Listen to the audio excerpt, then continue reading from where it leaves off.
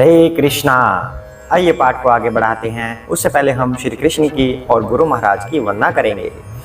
ओम ज्ञानतिमिरान्धस्य ज्ञानाञ्जनशलाकया चक्षुरुन्मीलितं येन तस्मै श्रीगुरुवे नमः। श्रीकृष्ण चैतन्य प्रभु नित्यानंद श्री अद्वैत गदाधर श्रीवासादि गौर भक्तवृंद। हरे कृष्णा कृष्णा कृष्णा हरे हरे, हरे राम राम राम हरे हरे। हरे कृष्णा। तो पाठ कहाँ तक हो गया? श्री कृष्ण अर्जुन को संदेश दे रहे हैं। अर्जुन ने श्री कृष्ण से एक प्रश्न पूछा था कि जो आध्यात्मिक दिव्य चेतना में स्थिर हो जाता है उसके लक्षण कैसे होते हैं, वह बोलता कैसे है, वह बैठता कैसे है, वह चलता कैसे है। इस तरह के जब प्रश्न पूछे गए तो श्री कृष्ण अर्जुन को बता रहे हैं कि जो व्यक्ति मनोधर्म से उत्पन्न होने वाले इंद्रिय विषयों को छोड़ देता है, उसका त्याग कर देता है, वह आध्यात्मिक चेतना में स्थिर हो जाता है। उसके अलावा श्री कृष्ण क्या बता रहे हैं कि जो तीनों तापों से भी विचलित नहीं होता, जो तीन तरह के क्लेश हमारी जिंदगी में होते हैं, हमारे जीवन में तीन क्लेशों से भी विचलित नहीं होता, वह आध्यात्मिक दिव्य चेतना में स्थिर हो जाता है। और जो शुभ और अशुभ की चिंता किए बिना निरंतर भक्ति में लगा रहता है, वह दिव्य चेतना में स्थिर हो जाता है। अब आगे करते हैं। हरे कृष्णा। यदा सहते च अयं कूर्मा अंगानि इव सर्वशः इंद्रियाणि इंद्रिय अर्थेभ्यः तस्य प्रज्ञा प्रतिष्ठिता। हरे कृष्णा। श्री कृष्ण कह रहे हैं, जिस प्रकार कछुआ अपने अंगों को संकुचित करके खोल के भीतर कर लेता है, उसी तरह जो मनुष्य अपनी इंद्रियों को इंद्रिय विषयों से खींच लेता है, वह पूर्ण चेतना में दृढ़ता पूर्वक स्थिर होता है। हरे कृष्णा। श्री कृष्ण बता रहे हैं, उसके लक्षण बता रहे हैं कि एक भक्त के लक्षण क्या होते हैं। दिव्य चेतना में स्थिर किस मनुष्य को हम बोल सकते हैं? जब कहीं पे कुछ ऐसी चीज हो रही है जो भक्ति के अनुकूल नहीं है, कछुए का क्या कार्य होता है? अपने आप को ऐसे अनफेवरेबल कंडीशन में ऐसे अपने आप को संकुचित कर लेता है। जब फेवरेबल कंडीशन आती है तब अपनी इंद्रियों को ऐसे खोल लेता है। तो ऐसे ही यहाँ पे श्री कृष्ण कह रहे हैं, एक एग्जांपल ले लेते हैं। मान लो कहीं पे कुछ रॉकिंग पार्टी चल रही है, who let the dogs out, who. तो उस समय में ऐसी पार्टी चल रही है मान लो, तो उस समय में जो एक भक्त होगा वो क्या करेगा? कछुए की तरह अपनी इंद्रियों को ऐसे संकुचित कर लेगा कि ये कंडीशन मेरे लिए नहीं है। और जब कहीं पे चलेगा हरि बोल हरि बोल हरि बोल हरि बोल, तब वो कछुए की तरह अपनी उन इंद्रियों को खोल लेगा, विस्तार कर देगा उसका, क्योंकि भक्ति ही उसके लिए फेवरेबल कंडीशन है।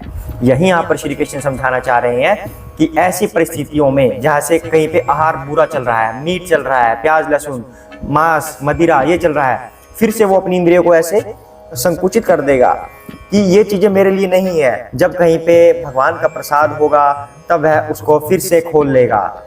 यही बात श्री कृष्ण समझाना चाह रहे हैं कि अपनी इंद्रियों को कैसे वश में किया जाए और कैसे एक्सपेंड कर दिया जाए। जब भक्ति की बात होगी तो एक्सपेंशन होगा, इंद्रियां खुल जाएंगी कि आइए मुझे आपका भोग करना है। किसका भोग करना है? भक्ति का, भक्ति रूपी अमृत का भोग करना है। और जब अनफेवरेबल कंडीशन आएंगी, भक्ति के विपरीत आएंगी, तब वो अपनी इंद्रियों को दबा लेगा, ऐसे संकुचित कर देगा कि उसे ऐसे कार्य नहीं करने। हरे कृष्णा। आगे बढ़ते हैं। विषयः विनिवर्तन्ते निराहारस्य देहिनः रस्वजं रसः पीयस्य परं दृष्ट्वा निवर्तते। हरे कृष्णा।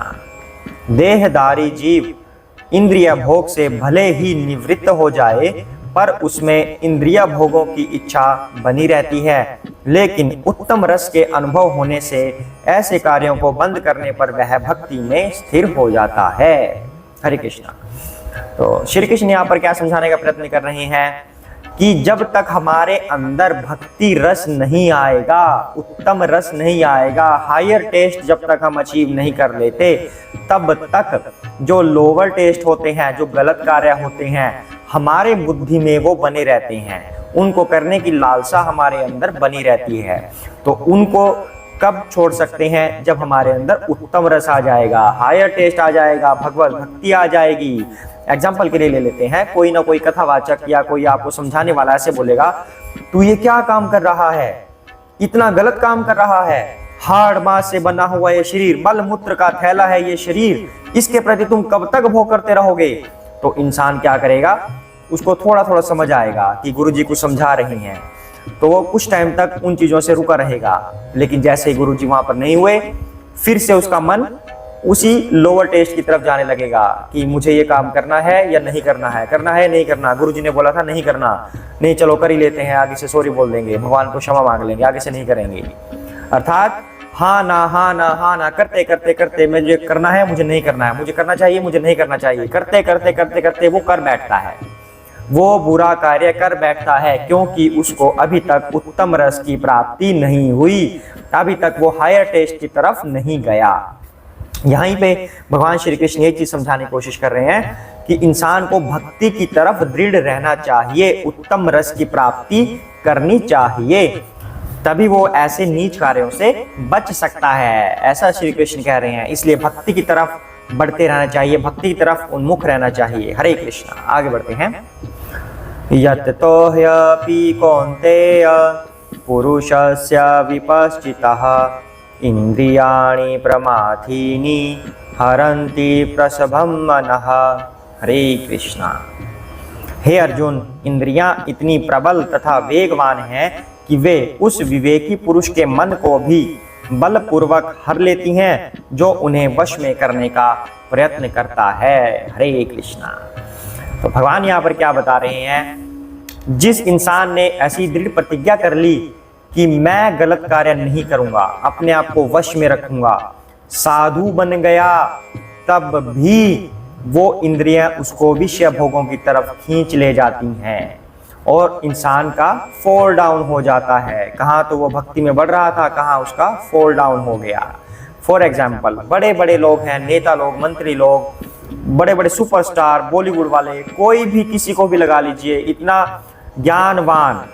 अब बिल क्लिंटन का एग्जाम्पल ले लीजिए, हमारे प्रभु जी ने बताया बिल क्लिंटन, जब भी उनका नाम सामने आएगा तो पता चलेगा कि बहुत सफल पुरुष थे वो, लेकिन एक बुरी चीज भी याद आ जाएगी, मोनिका लुइस।